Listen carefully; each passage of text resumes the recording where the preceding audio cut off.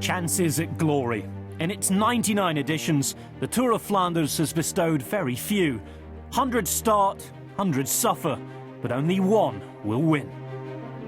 That's why these cobbles, these hills, breed the fiercest of rivalries.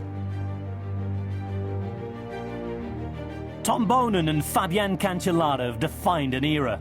But with Cancellara retiring this year, these record makers have but one final tussle remaining on the roads of the Ronde.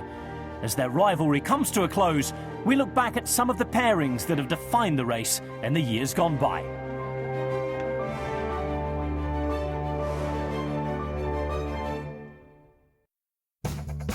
Few rivals could compete with Eddy Merckx, but it was a former butcher's assistant named Eric Leman who thwarted his hopes of dominating his home monument. A 73-kilometre solo attack that even his manager pleaded with him to give up saw Merckx win in 1969, beating everyone by the largest margin in Flanders history. He was overwhelming favourite next time, with twice the number of climbs, but sprinter Leman was too explosive, leaving Merckx in third. Tragedy struck Leman a week before his title defence, when his wife was killed in a car crash. But both Leman and Merckx were back at full strength in 72 and 73. First working together, Merckx then pushed on the climbs to lose his rival, who now had 5 Tour de France sprint stages to his name. But opportunist Leman held on to take a second Flanders title in 1972 and a record-matching 3 victories in 1973, a feat yet to be beaten. Merckx did claim another Tour of Flanders title, working with Frans Verbeek for 100 kilometres before leaving him stranded. But the Tour of Flanders remains Merckx's worst monument, ruined by a man who dedicated his career to winning it.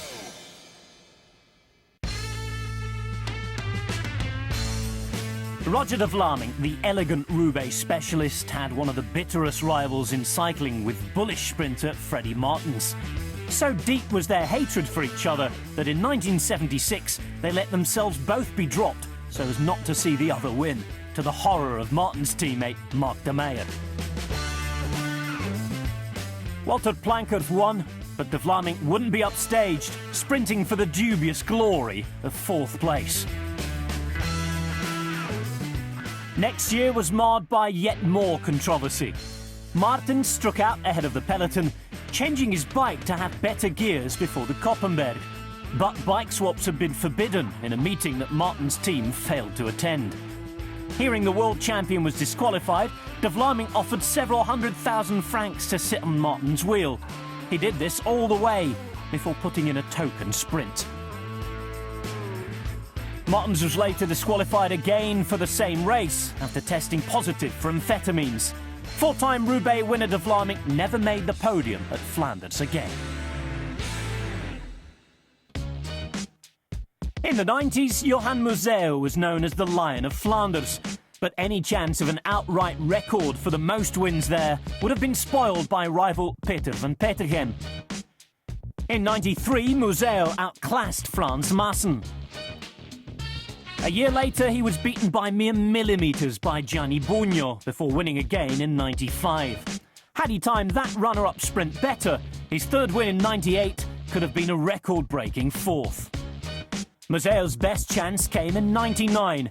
Despite almost having his leg amputated a year before, Museeuw sprinted against rival Van Petegem and fellow Belgian hero Frank van den Broek.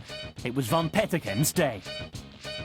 Conciliatory revenge was made 3 years on, the pair finishing 2nd and 3rd after missing Andrea Tafi's winning attack. Van Petegem made it back to the top spot in 2003, pulling away on the climb he was born on before beating Van den Broek at the finish. That year he also beat Museeuw to winning the first Flanders-Roubaix double for 26 years. The Tour of Flanders, where plenty of stories of riders and rivalries are already archived. But the story of who will finish triumphant this time will be decided on Sunday and will be written on the roads.